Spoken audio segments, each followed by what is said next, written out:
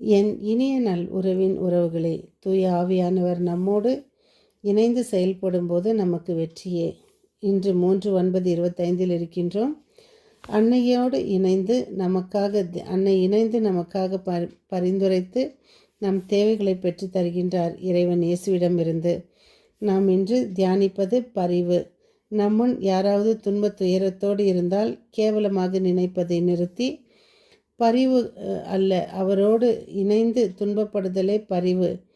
நாம் தொடரும் சங்கீத தொடர்ச்சி 103, 16, 17, 18. பூவென அவர்கள் மலர்கின்றார்கள், அதன் மீது காற்றடித்தும் அது இல்லாமல் போகின்றது, அது இருந்த இடமே தெரியாமல் போகின்றது. ஆண்டவரது பேரன்போ அவருக்கு அஞ்சுவர் மீது என்றென்றும் இருக்கும், அவரது நீதியோ அவர்களின் பிள்ளைகளின் பிள்ளைகள் மீது இருக்கும். அவருடைய உடன்படிக்கையை கடைபிடித்து அவரது கட்டளையின்படி நடப்பதில் கருத்தாயிருப்போருக்கு அது நிலைக்கும்.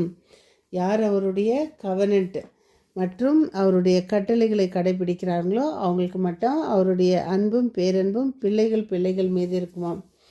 இன்று கொலோசியர் 1:1-8. கிறிஸ்துவோடு இணைந்த நம்பிக்கை கொண்டு அவர்கள் எழுதிய அந்த கடிதத்தை நமக்கு எந்த எதிர்நோக்கு பற்றி அறிந்து கொண்டோமோ அது உலகம் முழுவதும் பரவி பயனளித்து வரும் அந்த நற்செய்தி நம்மையும் வந்தடைந்தது. இன்றைய தூய நற்செய்தி லூகாஸ் 4:38-44. இயேசு பேதுருவின் மாமியாரை சுகப்படுத்தும் பொழுது அவர் சுகமாய் எழுந்து இயேசுவுக்கு பணிபுரிந்தார், அவருக்கு பணிவிடை செய்தார் என்று இருக்கிறது. நாம் சில சமயங்களில் பெற்றுக்கொள்ளும் நன்மைகளை அதோடு நிறுத்தி விடுகிறோம். இயேசுவுக்கு நாம் பணி செய்வதை நிறுத்தி விடுகின்றோம். மற்றும் முதலாவதாக இயேசுவின் பணிகளும் செயல்பாடுகளும் தொடர் நீட்சி கொண்டவை. இன்றைய நற்செய்தி 3 படிநிலைகளை குறித்து காட்டுகின்றது. 1 குணமளிக்கும் பணி, 2வது இறைவேண்டல், 3வது நற்செய்தி அறிவிப்பு. அடுத்தடுத்து நிகழும் இச்செயல்பாடுகள் அவருடைய பணியின் இலக்கையும் வீச்சையும் வேகத்தையும் அவசியத்தையும் முன்வைக்கின்றது. அதனால்தான் இயேசுவை எங்களை விட்டு போகாதவாறு அவரை தடுத்து நிறுத்த பார்த்தனர். போகாதீர்கள் என்று அவர் கேட்டபொழுது, நான் மற்ற ஊர்களுக்கும் இறையாட்சியை நான் அறிவிக்கவே வந்தேன் என்பதை அவர் வெளிப்படையாக அவர்களுக்கு எடுத்து கூறுகின்றார். மற்றும் வேகத்தையும் அவசியத்தையும் முன்வைக்கின்றன. அவர் பயணமும் மக்கள் பணிவும் ஊரெங்கும் நாடெங்கும் தொடர்ந்து கொண்டே இருந்தன. 2வதாக இயேசுவின் தொடுதல் இங்கு குறிப்பிடப்படுகிறது. நோயற்றவர் மீது கைகளை வைத்து அவர்களை குணமாக்கினார். இயேசுவின் தொடுதலில் குணமளிக்கும் வல்லமை பிறப்பெடுக்கும் நாமும் நம்மையும் நோயுற்றிருக்கும் பிறரையும் இயேசுவிடம் கொண்டு வருவோம். அவர் நம்மை தொட வேண்டுமென வேண்டுவோம், நலம் பெறுவோம்.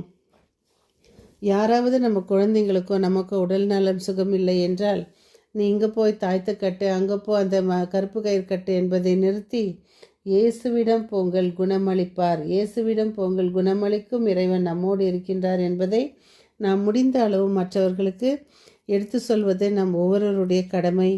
இயேசு இந்த நற்செய்தியில் சொல்லியிருப்பது போல எல்லாவற்றுக்கும் அவர் எல்லாருக்கும் இந்த நற்செய்தியை அறிவிக்கவே வந்தார். ஒருமுறை நெப்போலியன் பானிபட் என்பவர் பிரெஞ்சு மிலிட்ரி லீடர்ஸ், அவர் பெரிய பிளான் போட்டு பெரிய டேபிள் மேலே அந்த உலக மேப்பை வச்சு அவருடைய ஸ்ட்ராட்டஜியை அவங்க ரெடி பண்ணுறாங்க. நம்ம எப்படி என்ன பேசுகிறது என்ன பண்ணுறதுன்னும் போது அப்போது மற்ற சோல்ஜருங்கிட்ட அவர் சொல்கிறாரு, இந்த ரெட் பாயிண்ட் இருக்கிறதெல்லாம் நம்மளது, ஆனால் ரெட் பாயிண்ட் இல்லைன்னா நான் முழுசாக இந்த உலகத்தையே கான்கர் பண்ணியிருக்குவேன். அது முடியுமா? அதனால் என்னத்தான் நம்ம இறைவனை மிஞ்சி நம்ம உலகத்தில் செய்யணும்னு நினச்சாலும் அது முடியாது. கடவுள் எது நினைக்கிறாரோ அது மட்டும்தான் நமக்கு நிலைக்கும். அதுவும் அவர் என்ன எந்த இடத்தில் எப்படி யார் முன்னிலையில் நம்மை வாழ வைக்க வேண்டும் என்று நினைக்கிறாரோ அவர் அதன்படித்தான் நடக்கும். நம் தேவைகளை சந்தித்து தினம் நம்மோடு இருந்து நம்மை வாழ வைத்து வரும் இறைவனுக்கு நாம் முழுமையாக நம்மையே அர்ப்பணிப்போம். இயேசுவிடம் அனைவரையும் கொண்டு வருவோம். அவரை தொட வேண்டுமென மக்கள் வேண்டுவது போல நாமும் அவர் நம்மை தொட வேண்டும் என்ற அந்த வேண்டுதலை அவரை வைத்து நலம் பெற முயற்சி செய்வோம்.